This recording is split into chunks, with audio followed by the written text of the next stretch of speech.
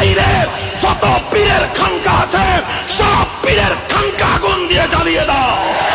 কোরআন হাদিসের সত্যিকার দলিলের বাইরে শায়েখ নামে যত ভণ্ড আছে সব ভণ্ডের আস্তানা গুড়িয়ে দাও।